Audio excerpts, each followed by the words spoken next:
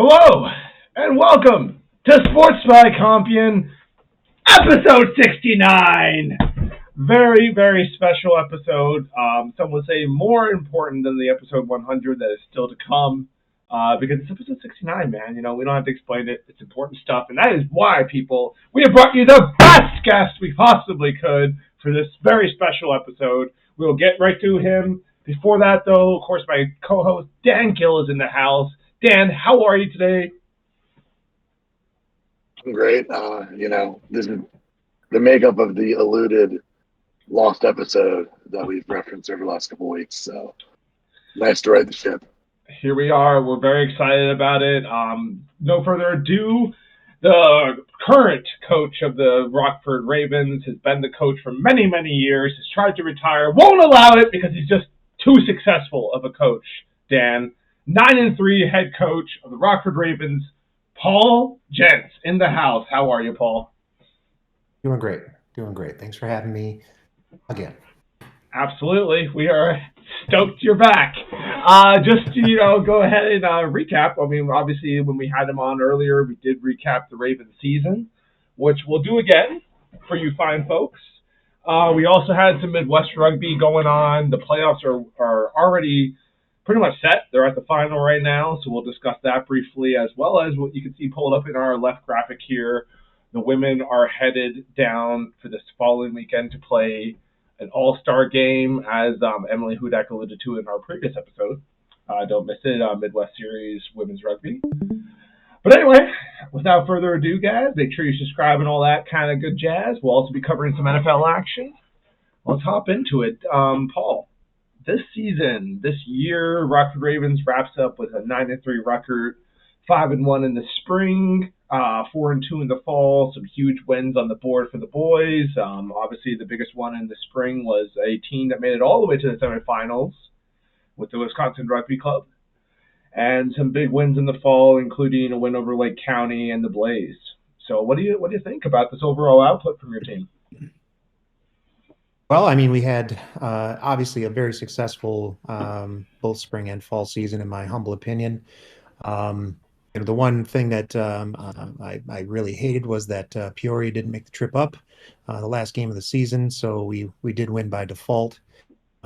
Always a terrible way to end a season, in my humble opinion. So didn't like that very much. But our season was plagued by just tons of injuries, but also blessed by tons of great players just stepping up and stepping into positions they've never played before. So, you mentioned the Lake County game, and that particular game was probably one of the most fun games I've ever watched in my coaching career. For no other reason than the fact that, call him Bishop Bob, he was on the field for 70 minutes. We had some key players going down left and right. Skippy came in off the bench after missing a couple of weeks with an injury, and played like a man possessed.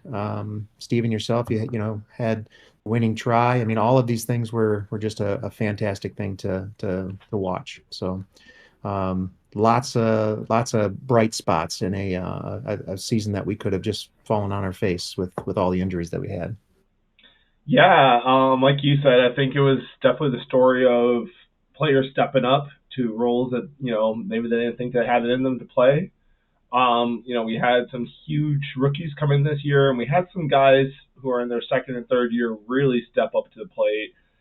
Big season out of Caleb Nelson. Probably should have mentioned him earlier already, but the kid just balled out all season long, not just in the spring and the summer. The spring and the fall, but he took it into the summer season as well, which anyone who's been to those tournaments knows it's kind of the best of the best to show up to these things. So to be able to put plays out in those sevens tournaments, it's very impressive, and I think the young man has a great future ahead of him. Glad he's on the team. As you mentioned, Skip Grinnell, absolute warrior, had a major calf injury, which is why he was on the bench to start that Lake County game. Just comes in and plays 60, 70 minutes anyway, and to correct you on that last part, he actually was the one who scored the final try on a beautiful offload from George. Just, warrior attitude out of the guy. Dan, what do you think about these Rockford Ravens, the output that came out of them? You were a part of the organization last year when we weren't nearly as successful.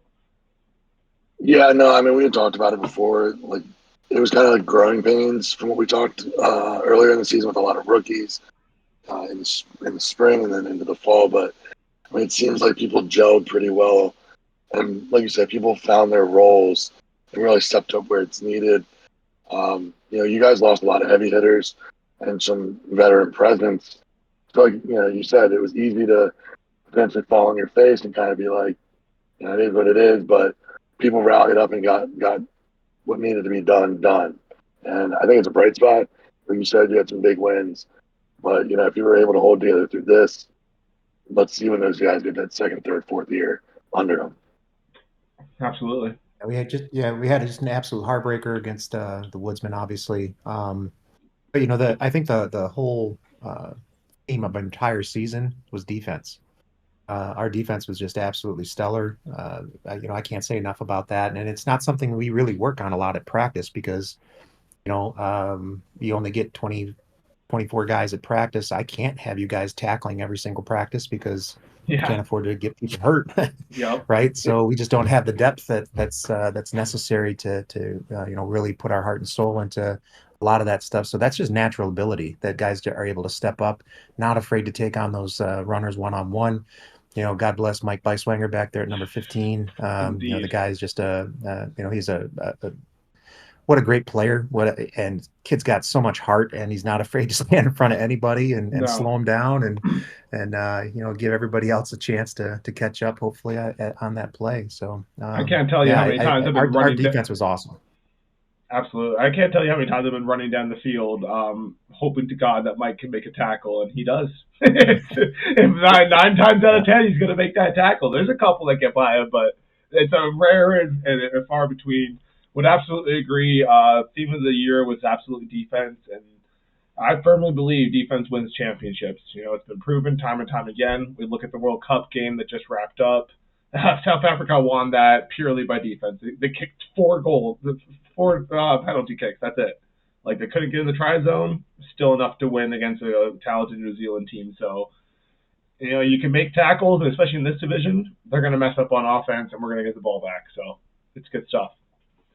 But yeah, you alluded to that loss against the Woodsmen. Absolutely tragic. Lost an opportunity there to go to the playoffs. The previous week, we had also let ourselves down with the Northwest Indiana game. We've covered all this extensively, but basically it comes down to we just got to play better. Got to be able to rise up to the occasion one more time, and we couldn't get it done. But, tons of promise and hope for this next year. Just, we could go on all day through the list of players who have stepped up. But one last shout out is, of course, George McCaddy. Friend of the program, really has stepped up this year, not just as a rugby player, but as a leader of the team as well. Excited to see what he's going to do as he continues to get more comfortable in his position. But anyway, that's the boys' year. Good times indeed. Dan, what do you think about this All-Star game coming up here? We got the women of, the Midwest in general throwing down. Yeah, I mean, like you alluded to, we talked with Hudak about it. I think it's interesting. I love that they're doing it. I like that it wasn't like a forgotten thing. So they're doing something to still promote and recognize the D3 level for it. So the people that have been putting the time in, the effort into playing in these festivals and trying to keep that alive are getting rewarded on that front. I'm hoping, and as we talked about, I'm hoping to see next year that we can have a better structured schedule because they have a better turnout. But I think it's a good way to gain attention for this level. And, we talk about the social aspect, the community aspect. It's something you can definitely bring back and show off for your side. Absolutely. Paul, any thoughts about this game coming up? Yeah, so I'm really curious to see how they're going to, I guess, divvy up the talent across the pitch because, a couple weeks ago I went down and watched the women's play at a festival, at the Fox Valley location, and there's a lot of women sitting on the sidelines, frankly, watching just between those two teams. So you add, 5 more teams in there. How many would you got going on there? Or 4 more teams. And I'm curious to see how many women are going to be, hopefully not just sitting on the sidelines, but hopefully making an impact. Because we know that the core group of the Ravens have made an impact all season. And, if you look at it, every festival that they've taken a part in, they haven't lost. So Yeah. I'm It's gonna- really looking forward to it. I think it's going to be Do pretty you think fun. they Yeah. missed an opportunity? You think they missed an opportunity to kind of split the West and East up a little better? So, like, you could have done like a semis of like Western Team 1 versus Western Team 2, East versus East, kind of similar format. So you have that better mixture, because it's 7 teams to a conference. So, I think they're just 3 struggling for teams. numbers so much that maybe that was even too ambitious for them, and they're just trying to string together something Well, different every yeah, year. which is possible. But It's also 7-on-7, so they'd have to come up with another club for each side. Yeah, true, but I think it kind of comes down to numbers as well, like you said. Yeah. 100%. But like Paul said, you don't want to see a bunch of people sitting No. on the sidelines during this match. So, I don't know if there was a potential for a different setup to kind of do a semis and final almost. Do you guys know if they practiced together or at all before, or is it this they're just going to show up and see what happens, right? I believe think they that's show going to be the case. yeah. Hudak was on here earlier, and I don't believe she probably would have mentioned practices, although I'm not sure. But yeah, we don't know. Yeah. And if I had to take a guess, Paul, multiple coaches. I'm assuming that if I had to guess, right, I think for the Western side, a certain young lady is going to show up and just kind of take charge and sort of just, decide how it's going to go. And, if they listen to her, they're probably going to win. So that's what I have to say on the Western side. I'm not sure what the Eastern side will do. But either way, come out. Paul, you don't want to go coach the Western side? You definitely should, Paul. Hold on. Walter's there. Walter's represented. Well, I would be very curious to see how they do it because, you know what I mean? If you have a pool of talent that big, it's exciting as a coach to be able to do something with that, right? So, obviously I haven't seen a majority of any of these players play, but, those people just kind of bubble up. So the ability or the opportunity to get multiple people in and kind of do a, for lack of a better way of putting a hockey switching. Yeah. That's how you can and find out where the talent is. And then, as you get further in the game, you can just start locking people into positions, and that's the type of stuff that I love. So, rewind when we played in Scotland and we had, 40 some people on the field in that second game that we played. That was probably one of the best times I've ever had as a coach because I was able to take so many people, so many different positions and just start plugging them in. And, all of a sudden we gelled and then we ended up winning that game against a very, very solid Division II team in Scotland. So very good. That's the type of stuff that I just absolutely love. They were so bad that we caught them on a Wednesday. That was one of the wilder games. Most of their guys weren't there. They were so bad that we caught them on a Wednesday. Not all their guys were there. They're like, if we had our guys, I'm like, well, you guys weren't here. We got the win. So we had been drinking for 6 days straight. So exactly as well. Exactly. Yeah. But yeah, that was a fun game. Almost barely made it through that first game. Indeed, I definitely struggled through that first game. But anyway, guys, come out, support the women's rugby this weekend in Lamont. It's going to be a showdown. Furthermore, by the way, I do believe all these games this weekend are like on YouTube on their Midwest page, so you should be able to watch. I believe all of these. Yeah. Yeah, I do think there's going to be streams. Yeah. You got to watch out, though. There's a lot of weird streams going on around Facebook, so make sure it's from a reliable source before you click on it. If it's not from our page, we'll share them. If they're not from our page, don't watch it. I don't know about that. There might be some other reliable sources besides our page, but you should absolutely come to our page if you see it. Anyway, Midwest Union Playoffs Semifinals took place. So my bet was right about going with the tradesmen. We actually both settled on that. Louisville puts up a good fight, though. But we kind of been saying this, Paul. We have no idea what's going on in Detroit, but it seems like there's some really good rugby being played over there. And they have 3 very solid teams, both Division 1, 2, and 3, that are perennial powerhouses. So whatever's in the water and up there in Michigan, it's pretty impressive. So yeah. Yeah. I mean, the mere fact that they're running 3 teams shows the depth that they are able to provide, Yeah, which is it's going to cause something like this at some point. for sure. We didn't know much about Red River coming into this game, but Dan's inkling was correct. They play a super close game here against Wisconsin, but ultimately pull off the win down in Dubuque. I think Dan said this game was played at. So Yeah. still don't know anything about Red River, but they must be a heck of a rugby team to hang in Wisconsin like that and pull off the late win. Because Wisconsin was probably throwing as many D2 players as they possibly could spare at this game as well. Yeah, I mean, I think, like, because we were talking about it, that I believe they had broke 50 plus points in their last 3 games heading into this one. So, and they were giving up less than 12 in all those games too. So, I mean, their defense was really good and their offense was cooking. But we saw what Wisconsin did to Lake County, and Lake County's been slouch of a team. Yeah. So I know we heard some rumors, but we're not going to get into that right now. In regards to that game, but yeah, I think it was probably a little closer than I expected it to be, but nonetheless, So here's I me heard one Red heck of a River game. was up. I heard Red River was up the whole game. There wasn't any back and forth. They were just up the whole game. And anytime Wisconsin tried to answer, they answered right back. So that they were Wisconsin was down 33-43 towards the end, and they ended up scoring a late try to make it as close as it was. And Red River, if I'm not mistaken, last week they beat the team that won the national championship in Division III last week. So they are a very, very solid squad.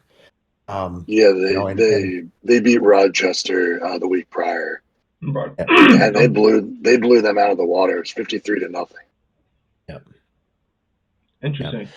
So yeah, and I was talking to a couple guys. I'm friends with the old boys on Wisconsin, and it's a theme with these teams that make it this deep into the playoffs. The one thing that they have that most people don't is depth. They have people that are able to step in at a moment's notice. Obviously, when injuries happen in rugby, and they're able to step up, and that's what we're seeing here. Is these teams are just deep, Yeah. deep and talented.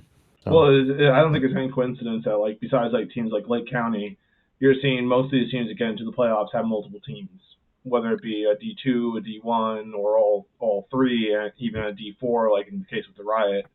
They got depth. They're going to practice with like 70, with like 40 to 30 people every week. I'm sure, twice a week, and that stuff pays off. Turns out.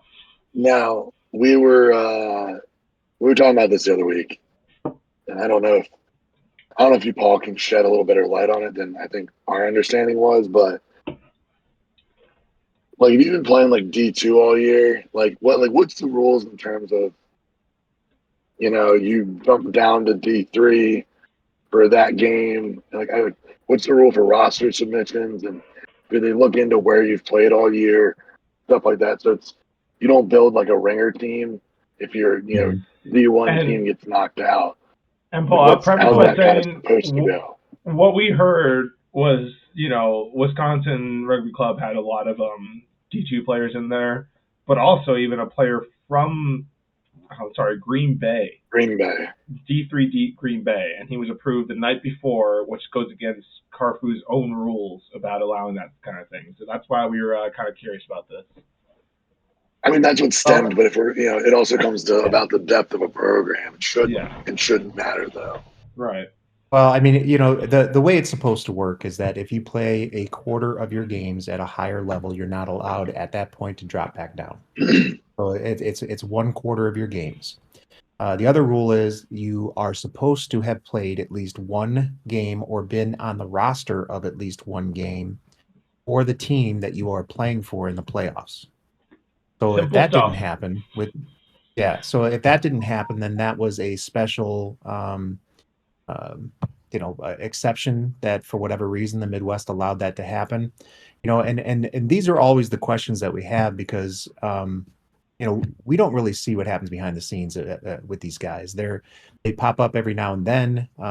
We see them at the AGM, but it's not like they're sending out emails every single week, and it's not like they're explaining it. It's honestly 16 or 17 different paragraphs that are online that will explain how this is supposed to work.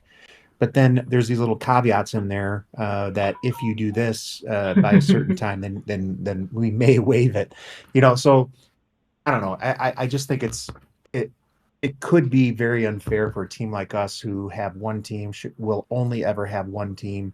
And, if we were ever to be taking on Wisconsin, and I heard that somebody who came over from Green Bay, that would be a game that I would probably protest, and I would probably, do it pretty loudly, because it's just, it's inherently unfair to do something like that, in my humble opinion. Totally agree. And like the other thing I would say about that game, like I know it's coincidence and pre-decided where these playoff games are played, but it's wild to me that Wisconsin Rugby Club ended up at home for that game against Lake County. Like, what?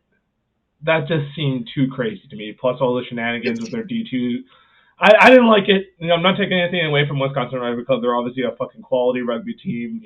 They took it to Red River, who Dan mentioned isn't giving up more than 12 points in most of these games. So not taking anything away from them, but I don't like it. Like you mentioned, Paul, as a smaller club, and Lake County's just on the same boat with us. They had a miraculous season after, maybe not the best seasons in the last couple of years. So, it just doesn't seem right. But anyway, yeah, I mean, go ahead, how much of it has to do with their facilities? I think they're targeting locations that have good facilities, and obviously they're going to be one of them. So it's bound to happen every once in a while. But maybe set it for the second round. I would look at the league. I would look at the league points. I would look at the league points. I bet you that's what decided where that game is going to be played. I just don't think that with Lake County's one loss and Wisconsin didn't have any, I just think that's what determined where that game was going to be played. Interesting. And that's fine, even but I heard Lake it was County supposed to be marked as the home team. Yeah, that's the thing. What's that? Even though Lake County was still marked as the home team in that game.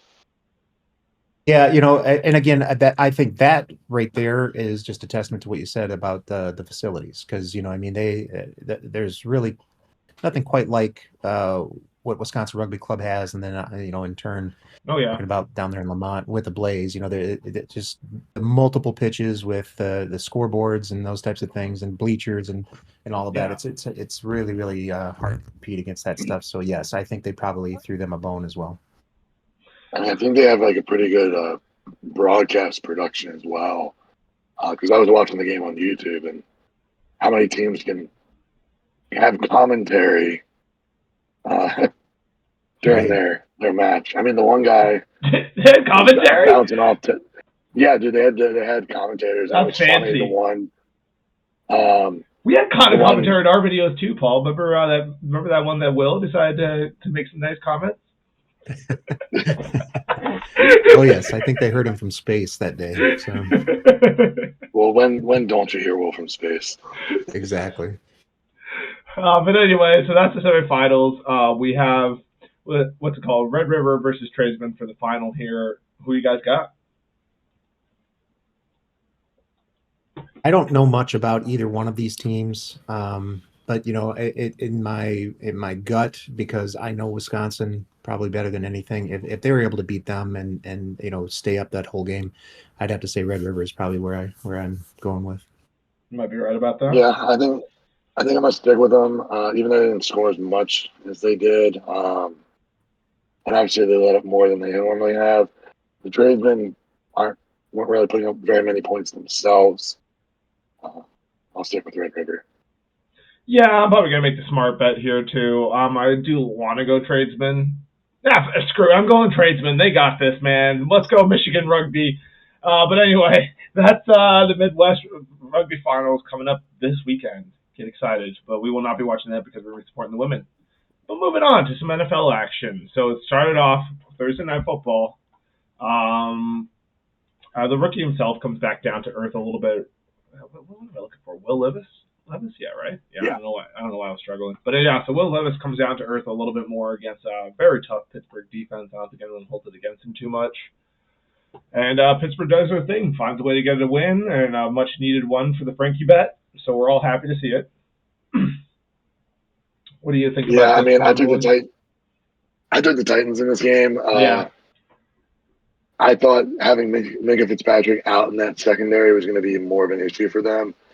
Porter Jr. is just stepping up. I mean, he's been good all year, but he's been stepping up a lot lately.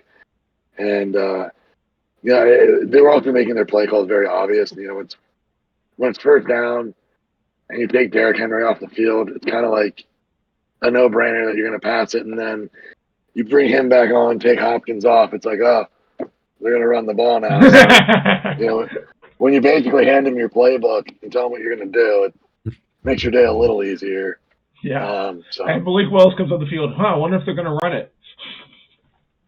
yeah, So yeah, Titans need to figure out a couple things. But they have to play against the Bucks this weekend. So hopefully they don't figure it out too soon. And this game, highly anticipated. I think everyone thought it was going to be way more high scoring than it ended up being, especially the way it started with a fast Kansas City touchdown. But as you can see, it was punt city after that. So both defenses actually showed up strong there in Germany.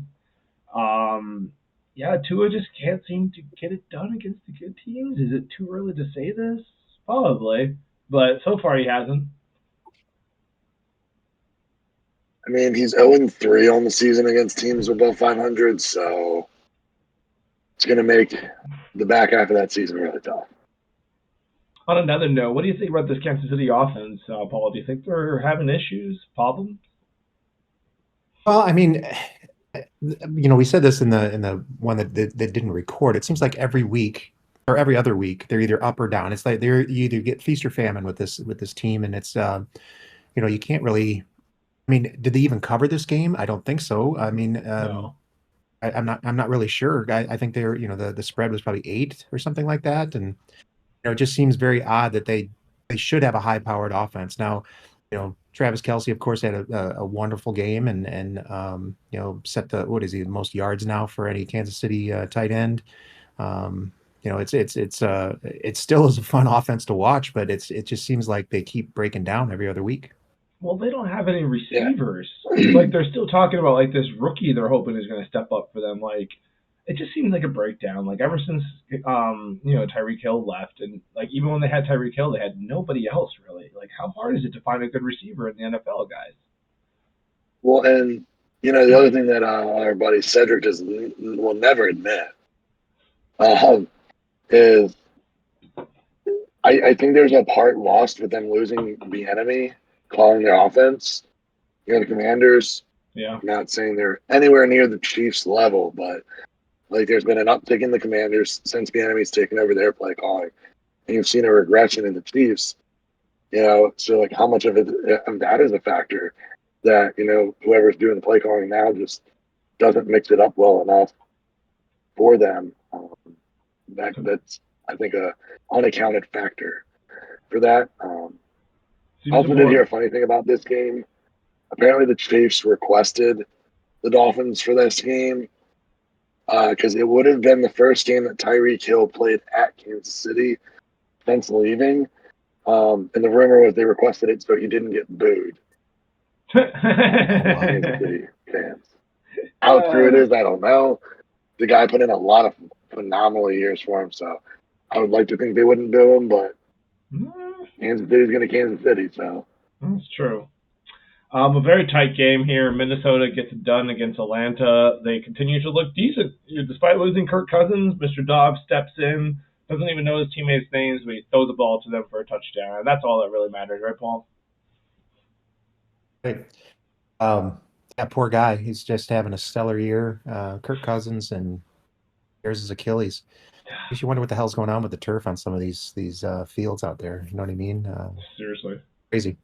Well, because didn't Cam Akers tear his Achilles in this game? I think. Oh, this game, really? Yeah, I think it was this game. Yeah, I mean, he's only been there a couple weeks. But I think Kirk Cousins tore his at Lambeau, so that's grass. So at least, I don't want to say I'm glad it didn't happen on turf, because I'm not glad he tore his Achilles, but it's not, at least we get like one non-turf injury to happen. But yeah, no, that was an unfortunate break for him, especially like being a contract year for him. That's a really tough one as well. And he's no spring chicken either, man. So I don't know how many years he's got left. He's been balling Yeah, out like the last couple of years, though, so it wouldn't be bad for someone to take a bet on him. maybe he'll go back to Washington because they need something going on there. Hey, the Bucks might even take him. Who knows, man? We're desperate right now. But did you see that the guy that they had start, I think it was Hall, got a concussion, and then Dobbs came in? Boy. Talk about a guy that's gotten a raw deal. Like, Yeah. I think it's dumb that the Cardinals got rid of him. I don't see the logic behind that. I do. I mean, they're So I'm trying glad to he tank. got They're out of trying there. to tank for a better pick. So, like, you know, they're like, dude, this dude's winning way too many games. Get him out of here. But the guy that they want still has a year of eligibility. He's gonna go back if he's not crying in his mom's arms. You know, I don't know man. if you guys happen to catch that. I did see the meme of that one. Yeah. I don't know. I got a theory on that one. Of all the things I've seen about this kid, which most of it has been pretty terrible, this one I actually kind of like. I kind of like that he gives a damn enough to cry at the end of the game, and like, especially wasn't his fault at all. Like I watched that game, he was balling out. Like he had a couple plays, like they strip sacked him, not great, but I mean, dude, he put up 42 points. Like he no, did his when you put part. up 42 points, you shouldn't lose. You shouldn't lose. He did his part, and like I said, for kind of like a dude who kind of seems like he's too good for everything, it's good to see he actually fucking cares a little bit, Yeah. Anyway, that's my take on it. We got Seattle got absolutely crushed by the Baltimore Ravens. The Ravens are looking scary the last couple weeks here. Lamar Jackson seems to have hit his stride. I don't know who's going to be able to slow these guys down. Their defense is unstoppable right now. It's going to be tough to get around. But here's the thing, though. Like, historically, they have always had, like, really good defenses. It's I don't know. I don't know if I'm waiting for their offense to pick up, but like we're starting to get near that point in the season where either Lamar's going to do something really dumb, or he might have it figured out this year. But like they keep losing running backs, they've kind of got it working with Gus Edwards right now. But I mean, their third round pick came in. He was so fast. His dad actually played for the Ravens back in 2000 when they won the Super Bowl. But oh, sweet. I mean, when your defense is giving up like 3 points, and you're kind of, and your kicker can hit from 60 yards, you really have to cover 40% of the field. So it's a nice thing to have. Absolutely. Moving on here, we got Arizona decided not to put up any points on the board because that's unnecessary, really, in football. That Cleveland defense is looking scary. What do you think about that, Paul? Well, I mean, as Dan said, defense wins championships, and I'm not saying that the Browns are going to win any championships anytime soon, but it looks impressive on the scoreboard to hold an NFL team to 0 points. I mean, what the hell happened to the Cardinals? I mean, well, they had some dude in there who looked like he was very scared and very unsure of himself. What's that gentleman's name? Clayton Tune, which is a stupid name. Threw for under 60 yards and had 2 interceptions. That's a tough time, Mr. Clayton. Not a great NFL debut for you or anything. I hope you're a rookie because that was terrible. How many times did he get sacked? 100? Probably a lot. Probably Myles Garrett was all over that kid. Anyway, rough times for my boy Clayton. Let's move on to yet another blowout. So the Rams decided not to show up, and the Packers were like, all right, well, we'll take a win here. What do you think about this, Dan? Yes, I watched some of it on my sketchy streams because I made the bold choice of moving out of market. But, defense was good. I get Matthew Stafford was out. I think if Matthew Stafford's in, probably don't win this game. But that being said, like they were looking good, kind of getting back to their fundamentals. A lot of field goals, which is Steven's favorite thing in the world. Love it. So, Jones got his touchdown. Musgrave starting to do some things there, but I think they just need to keep it simple for Jordan Love right now. Simple play calling, get the ball down the field. Their kicker, not saying he's Justin Tucker level, but he does have a leg on him. He did. He's hit some long ones this year, but I think if you simplify the playbook and utilize Dillon and Jones And I think they can be pretty good in most cases there. Agreed. Yeah, Green Bay is showing some signs Did of the life. Packers not snap a 4-game losing streak or something like that in this game? Isn't that what happened? Yeah. Good for It's having them. a terrible season. Unlike a team who Yeah, decided to. Sorry, go ahead. Yeah, they hadn't won since week 3. Love it. Yeah, unlike a team who just wandered into a 4-game losing streak, the Tampa Bay Buccaneers. So the Buccaneers decided to do this thing where, if our defense shows up to a game, the offense is going to take the day off. And now that the offense decided to show up to a game, the defense decided great time to take a day off. So yeah, just shout out to CJ Stroud, dude. So like NFL records for rookies and such in this game, and 5 touchdowns over what he end up at 470 yards rushing. 470. Passing. I got the dual love of not only having this guy crush my NFL team, but he also beat me in my fantasy team league that actually matters, our rugby league. Dude just put up like 47 points or something on me, and it was absolutely the difference in that game. So thanks, CJ. Appreciate that, bud. I don't even know what to say about this game. Like, our secondary's been banged up, but like Carlton Davis was out there, and this is the worst game I've seen from Mr. Terrible Teeth since he's been a Buccaneer. The guy is making way too much money. He's getting paid like a top 10 corner, and holy shit, dude, he played like a top 75. There was probably guys in the USFL who could have played better than he did on Sunday. Todd Bowles doesn't know what he's doing. I like the guy. I'm not here to have. I don't like calling for people to be fired, but we're going into year 2, and he clearly doesn't know what he's doing. This whole thing at the end, everyone's calling him crazy for this whole 10-second runoff. I was a little confused when it happened because it was a turnover. Mike Evans picks it up. We're at the 18. So, like, they're saying, all right, 10-second runoff. That puts you at 39 seconds with a timeout at the 18-yard line. Now, I was a little confused when they said they're going to take the timeout to avoid the runoff. I'm like, I guess that makes sense. Let's make sure we get in the end zone here. Hindsight, we get the ball back. We score the very next play, get the ball back to Houston with 46 seconds. And I'm like, oh, shit. Dude, the coverage, oh, my God. Like, at first, like, they're like, trying to play some football. Like, okay, yeah, we'll let you guys get to the midline, but now we're going to stop. We're not going to allow this. And then, dude, we were in this zone coverage, and Todd Bowles is like, we can get pressure with 4. Newsflash, Todd, we haven't gotten pressure with 4 all year, and especially not in this game. CJ was just sitting back there for fucking years, just finding where to throw the ball. And, dude, he does it in this play, just finds Dell in a vacant hole in zone coverage, and just, I don't care who these guys are covering out there. There's like 7 of you. How does that guy get that open? Anyway, now they're at the 18. Okay, 10 seconds. We can still just, play some defense. We'll be fine here, guys. No, Carlton Davis is like, what? Cover people. Stop. Wide open in the end zone, man. It's just, this one took the soul out of me as a Bucs fan, I got to say. This is where I'm kind of losing hope here. We got Tennessee next week. I guess I'm hopeful for that. I don't know. I think I'm probably picking Tennessee for that one in our pick'em week because this one just took the fucking soul out of me. You could see Baker Mayfield's face whenever CJ Stroud scored, and I think his face pretty much sums up all Buccaneers fans across the nation how we feel watching that go down. The last thing I'll say is CJ Stroud looked fucking cool, and like this one touchdown he scored, he just does this like pose. Dude, I like the kid. He just absolutely destroyed us.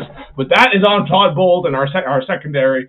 Nothing against him. Great, seems like a really cool kid. Loved his swagger. Good for him. Yeah, that's all I gotta say about that. Fucking Buccaneers. Jesus Christ, guys. 4-game losing streak. We're back in the dark eras.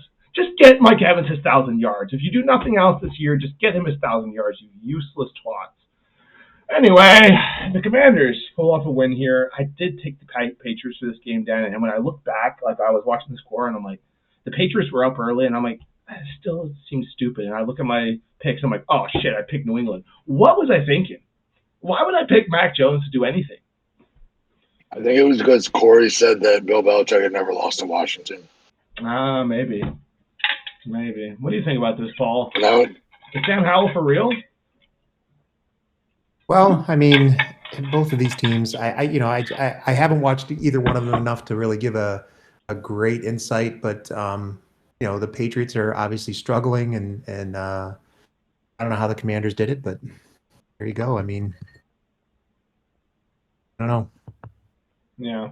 Sam Howell, great game. I mean, 300 yards plus. I mean, it certainly wasn't on my fantasy team or anywhere on my radar. So Yeah. Yeah, he's killing it, man. He's doing well over there, and it's good to see. There was this play I saw him run on a scramble for 25 yards on a third down play, and like there was a point where like two guys had him like 5 yards short, and he just barreled through both of them and went and got the first down. Like that's pretty cool. Teams love to see that out of their quarterbacks, so that was awesome. One last thing I forgot to add. Ryan Neal is a terrible football player. Get him off the field. Dude, second half starts off, we're 20-10. And, like, Ryan Neal just gets absolutely burnt by Noah on a fucking man-to-man coverage down the middle. Okay, Ryan, that sucks, but make the tackles, please. No, dude. Takes another terrible angle. Noah for 75 yards. The Texans are right back in the game. Get that man off the field. Christ. So, Sorry, needed to be said. You think with the Patriots falling to 2-7, Belichick's on the hot seat? No, I don't think got so. enough goodwill. I think he's got enough leash. goodwill. He's got a leash. Yeah. Because I was watching this interesting video. I forget what talk show it is. That was like, what player made a coach's career? And I forget who the coach at Marquette was when D Wade was there. And there was a Jimbo Fisher with Jameis at Florida State. But they said, did Brady really make Belichick? I get that Belichick was a great defensive mind for the Giants in those 80s, 90s runs that they had. But, like, Brady won a Super Bowl. Belichick's been fighting to get 500 ever since Brady left. So, I'm not saying that the next quarterback to walk in was going to walk on water, but yeah, we saw them. We saw them do well when Matt Castle covered when Brady tore his ACL. When Brady was suspended, Garoppolo and Jacoby Brissett did well. So we've seen him do well with other quarterbacks when Brady's not in. But now it's kind of like, what interesting thought, but we'll see how it develops. For sure. I think it disproved that it's not the system. It truly was the greatest quarterback of all time. I think he proved that when he won with the Bucs. But yeah, absolutely. Oh yeah. All right, so New Orleans Saints take care of business in actually a pretty close game against Chicago. I imagine you watched this one, Paul. What were your thoughts? The Saints, like you say, it's hard to watch them most weeks. It really is difficult. They got a great defense, and I love to watch those guys fly all over the field. But say what you will about Chicago, I really do like their quarterback. I think he's got a cool backstory. Basically a CrossFit kid, and came up and now he's starting quarterback for the Chicago Bears for Christ's sakes, and they're dragging him through the coals just like anybody in Chicago is. When you listen to 670 and all of those, but I think he's holding his own, and Derek Carr is just a solid veteran quarterback, and he's going to win at the end of the game if you give him a chance. So that's kind of what I saw in this one. Fair enough. Yeah, I think that's kind of been my feelings about the Saints all years. Like, they've always had the defense. It's just, can their offense good enough? But the interesting part about Chicago's quarterback, Big, and one of my best friend's girlfriend's brother played college football with him. Like, he's still at that college right now. So I was actually down at Shepherd on Saturday, where he went. But yeah, he played with them for the last couple of years there. So, and it's kind of funny to listen to them talk about their quarterback now. He's like, I never realized like the level that Tyson was at until we got our other quarterback in, and it just showed that even though he was a D2, like how much above a lot of D2 guys he was. Yeah. Checks out. Well, moving on from that game, he did unfortunately throw 3 interceptions in that, but that's a good New Orleans defense, so it's not too surprising. If the Colts take care of business against struggling Panthers teams, people are calling this Panthers teams one of the not only worse, but like they're just in a rough situation with like no first round picks, no real talent. They're throwing the ball to Adam Thielen. Shout out Adam Thielen, trying to hold it down over there, but it just seems like a disaster, Paul. It is. It is. I think there's a good 5 or 6 teams that are all playing for that first draft pick next year. Yeah. So, and unfortunately, they're one of them. So, yeah, it's. Which, And even if they I don't win know. that I don't sweepstakes, think. they're just giving it to Chicago. So like, Yeah, right. Yeah, this is the type of team because they took I can't think of his name, their quarterback, Bryce um, Young. Bryce Young, right? So they took him last year. I can't imagine they would take a quarterback in the first round this year. I mean, that's not their problem. The quarterback is not their problem. no. This is a team that is just struggling across the board. Yeah. Yeah, they're a mess. They probably should have traded Burns. There was apparently 2 first round picks on the table for him at one point, and you're just not going to get enough out of one defensive end in a struggling team for it to be worth it to hang on to him, in my opinion. There, especially Burns is a savage. So, but anyway, anything away from the Colts. Gardner Minshew is doing his thing. The mustache is still strong and powerful. They mostly stopped the run. Jonathan Taylor, not much on the ground, 47 yards. But the Colts find a way to get this done. Moving on to another disastrous team, the New York Giants. Have we heard that Daniel Jones is out for the season now officially? Is that correct? Yeah, he officially tore his ACL. Oof. It was a non. I don't know if you had a chance to watch the video, but it was a non-contact. He just dropped back in the pocket and went down. Oof. So then Tommy DeVito stepped in. Tommy DeVito himself. Danny DeVito actually posted a picture of himself photoshopped into a Giants jersey, pulling in it. I think we'd much rather watch that. No offense, Tommy, but I mean, yeah, like they're just a mess right now. And I mean, the Raiders get their first win under their new coach after they just clean house, benched Garoppolo. So who the hell knows what's going to happen in Vegas? But hey, they're 1-0. So. Yeah, so they went with the rookie, Adam O'Connell, which I did yell extensively about how Brian Hoyer, love you, Brian, you shouldn't be in the NFL playing NFL football games anymore. So it was ridiculous to me that they started him in a game. Get his name right, Axel. What? His first name's actually Axel. Oh, yeah, it's right, like right. Axel Edward Brian Hoyer. What? Yeah, he has like 2 middle names. Whatever, bro. You shouldn't be playing any more NFL football games. You've had an NFL career, and it's time for you to go away now. But yeah, so I don't know what's going on with the Giants. They're a mess, but good to see the Raiders pull off a win. Especially Antonio Pierce. I like him as a linebacker back when he played, so cool to see him out there starting the right way. I did watch this game, or at least a recap of it. Dallas had more than enough opportunities to win this. Can't hold them too much for not being able to get this done. I know all the analytics are having a field day with this, but man, that Philly defense is rough. It was in Philly. I think they played a very solid game. Like I said, the Dallas defense gave them plenty of opportunities to win this game. There's only so much you can do to contain Jalen Hurts like all day, and he's got solid receivers. Devontae Smith and A.J. Brown are probably 2 of the best receivers in the whole NFL right now. So guarding them and Dallas Goedert is a tall task. They have so many offenses. I don't know. I think the Cowboys played okay in this one. They probably should have done a little bit more, obviously. They got to get Tony Pollard going. I don't know what's going on there, but I've benched him in my fantasy league because this is a mess, dude. He's been terrible the last 3 weeks, and he's a baller. So maybe get the ball to him somehow, guys. Yeah, I mean, they just had mismanagement on that final drive. Yeah, dude, that was terrible. They lost the game. What I was going to say. Yeah, it was just terrible. I mean, CeeDee Lamb was untouchable that whole game, and I don't know, it just like a bad play calling or something was going on at the end. Yeah, pretty rough. Pretty rough for the Cowboys. They dropped an opportunity to win in Philly. Would have been huge for them. They're still in a decent spot, though. I think they'll be fine.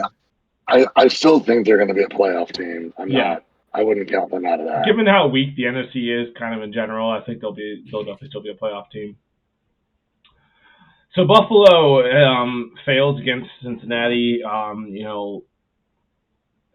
we haven't seen this Buffalo offense really take off yet. So this result wasn't too surprising. I think a lot of people on the pick'em took Cincinnati for this game. Joe Cool seems to be doing his thing. The boys seem to be back, and yeah. I mean, I feel like I think we talked about this on pick'em at one point. The Bills play. Well, I mean, the Bengals are a good team, so they didn't play down to them by any means. But I feel like the last year or two, the Bills just have slowly progressed downwards. Yeah. Like they barely got around the Dolphins in the playoffs last year, before they met up with Cincinnati, and pancaked in between that, their last win.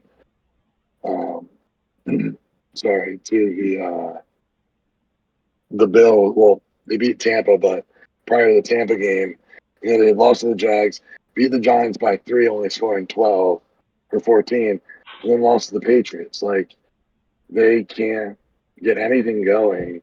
I know they had their offseason troubles where Stephon Diggs disappeared, and I doubt that really affected them that much, but it's just – and the other thing is, look, their defense is getting decimated by injuries. They're missing a lot of key guys on that defense, so that's never easy. But I mean, I don't want to say this isn't the Josh Allen we knew, but Josh Allen isn't playing like we've seen in the last couple of years. Agreed. Well, this is an entire coaching staff that is on the hot seat. If they don't, I mean, they just need to clean house with their offensive coordinator, whoever the hell is making these terrible decisions with the Bills. Because I mean, I am a Joe Burrows fan. I love watching him play. I think he's got a great backstory, and but the Bills, man, they should be an elite team, and they just simply are not. Agreed. As a final game for the week, we had the Chargers just go ahead and handle the Jets. I think this is the worst we've seen the Jets really look throughout this year. Couldn't get anything going on offense. Been the theme of the whole year. Their defense can only hold on so long against a good Chargers team. So, without having actually seen anything about this game, that's just my pre-diagnosis. Yeah, I mean, we keep saying we're waiting for the Chargers to turn it on. They've played, they're a 4-4 team after this game, but they're like a better 4-4 team than probably most 4-4s, because they've just had unlucky breaks on some of those losses.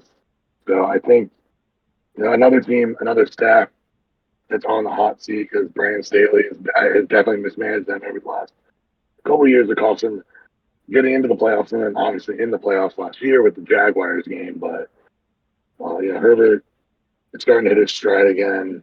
Nice to see that. Absolutely. Well, now, did you catch the hot mic with Aaron Rodgers in this game? No. So allegedly after the game, one of the Chargers guys, I forget who it was.